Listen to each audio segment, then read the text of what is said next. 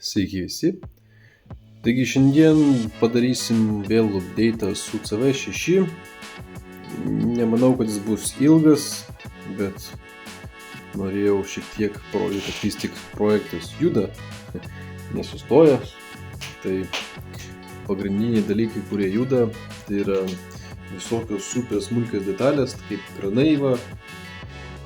Pasiruošęs esu visą tokia kaip ir pakuotė lėktuvų susipjaustyti, jau pasidaryti, sudėti į vidų.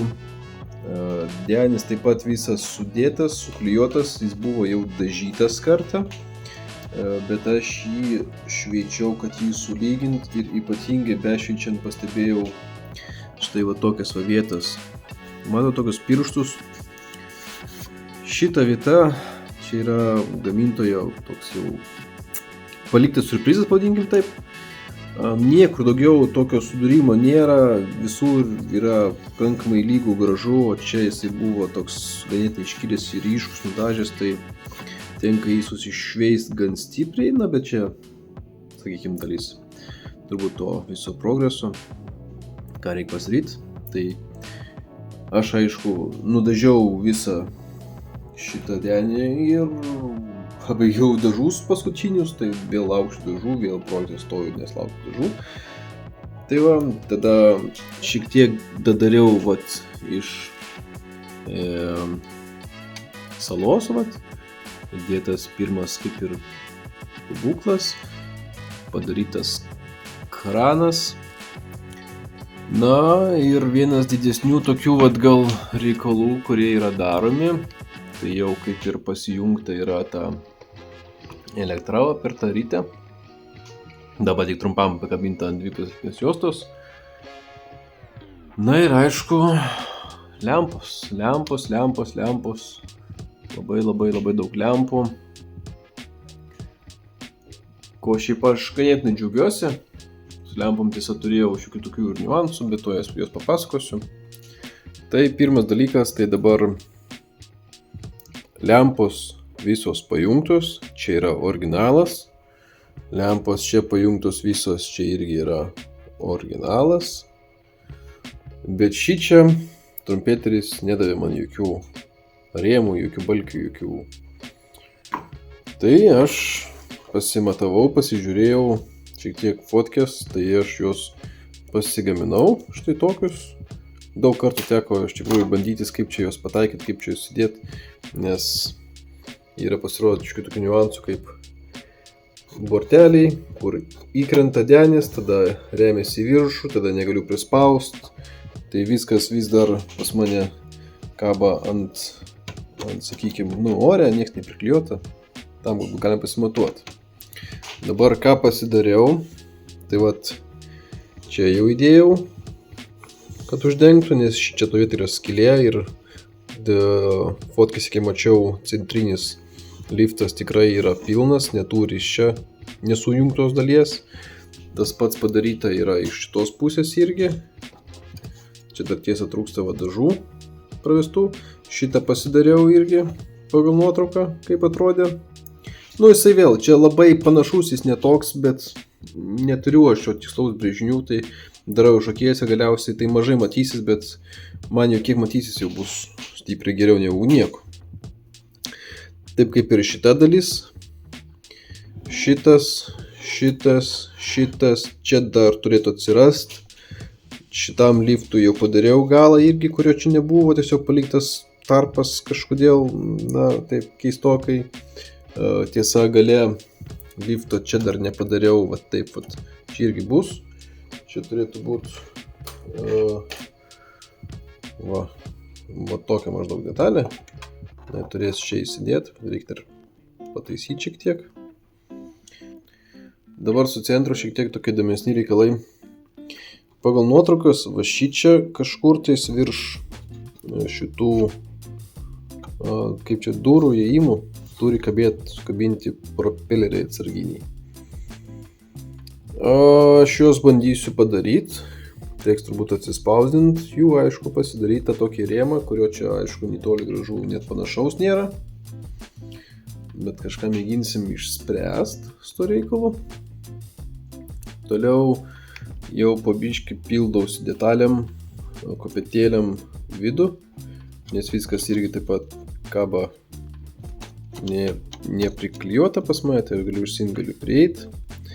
Gal vėsim šiek tiek vamzdyno, kurio šiaip ant lubų yra žiauriai daug. Tai, turiu tokį mintį, kad kai baigsiu su vidum ir suklijuosiu jau šitas dalis, tai turbūt visas lubas išraizgaliosiu vamzdžiais, ką mačiau pagal nuotraukas, nes ten iš esmės vien tik raizgaliniai gyvatiniai vamzdžių. Tai su tuo tęsiu. Toliau šioks toks atnaujinimas yra štai su pačia sala. Jinai principė visa jau kaip ir baigta. Trūksta dabar ant jos ten šviestuvų ir kitų pabūklų liktais. Aš jai pakeičiau šviesas. Jeigu matėt, buvo pas ją šviesos įdėtos, bet jos labai, nežinau, viena šviesa iš tikrųjų nustojo švis degt, o šita. Tai teko stipriai pavargt, kad padaryti, kad vėl aš įdėčiau naujus ledus. Ir, sakykime, toks atminimas ateičiai. Niekados nemaišyti skirtingo gamintojo ledų. Labai daug dirbo reikalų ir šituo aš esu šiek tiek nepatenkintas, sakykime taip, nusivylęs, nes, nors ir rašo, kad yra tas pats, warm white'as ir panašiai, bet realybė vis tik pasidarė kitokia.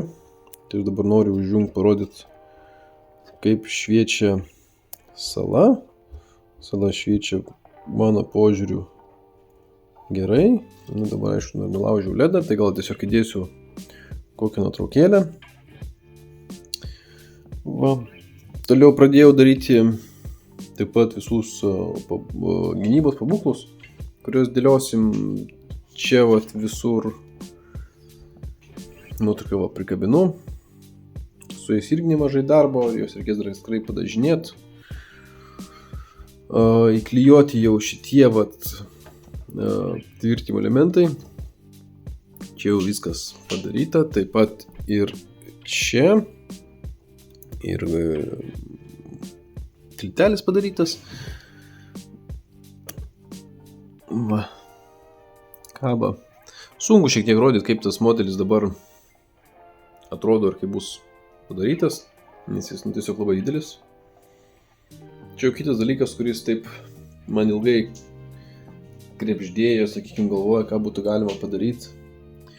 Tai aš labai norėjau padaryti, kadangi jau yra apšvietimas, kad suktųsi propeleriai. Ir aš jūs manau, kad padarysiu. Užsakiau labai lėto su perdavimu motoriukus labai lėtus, irgi 3 voltų, kad viskas būtų toj pačioj sistemai principą su lempom. Gal pavyks padaryti, kad šitie propeleriai suktųsi lėtai. Nes greitai suktųsi, čia atrodytų kažkaip nišys ne tas, bet lėtai, tai čia kažkas įdomiau. Ir toliau tokią mintį pasigavau iš Klaipėdos konkurso tankistų. Tai padaryti, kad kaminai rūktų. Irgi iš tikrųjų pasibandymai, nežinau, ar jie čia realiai, aš juos padarysiu rūkstančius ar ne, bet pasižais visai įdomu. Tai čia tokie planai, šių detalių aš laukiu ir kai gausiu aš jas, manau, parodysiu, kaip ten sekasi man su joms, arba netgi parodysiu, ar gaunasi padaryti ir kaip tai veikia. Tai toks labai trumpas, greitas, sakykime, apžvalginis apie laivą. O dabar bendrai apie laivą. Ar aš patenkintas šituo modeliu kaip modeliu. Tai mano pastebėjimai yra tokie, kad kitą kartą, jeigu pirkčiau šitam modeliui papildus, tai pirkčiau Pontos papildus, ne ką Models, nes Pontos tiesiog daugiau reikalų pakeičia. Taip, jie yra stipriai brangesni, bet jie ir pakeičia daug dalykų, sakykime, atsiranda daugiau detalizacijos yra šičia, ko nereikėtų daryti tada man, o dabar reiks kažką daugiau dasidėti. Toliau labai nusivyliau, sakykime, liftais trumpeterio, kurie yra čia, jie, sakykime, neegzistuojantis. Tai jeigu jau darot liftus galimus atidaryti, darot vietas, kurias būtų galima pasižiūrėti per vidų, ne? Taigi liftas kuo puikiausiai matysis. Tai kodėl jie nepadaryti normalaus? Dabar liftai gaunasi neturi savo jokio rėmo, ten tiesiog yra plokštelė. Tai reikės irgi braižyti, kažkaip padaryti, kad jisai matytųsi, kad jisai turi kažkokią tai struktūrą. Taip pat visas tas centras baisiai nuvylė, tai jeigu čia jau yra rėmas sudėti, tai kodėl čia, pavyzdžiui, nėra? Neatrodo, kad būtų buvę sudėtingai padaryti, bent jau kažkokius, o jeigu čia nėra iš vis jokių. Toliau turim galvoj, kad, sakykime, liftų vietose, va čia, kiek teko skaityti, čia būdavo tos vietos gilesnės, čia būdavo laikomi visokios bačkos, amunicija berods irgi buvo laikomi lifto būtent vietose, apačioj.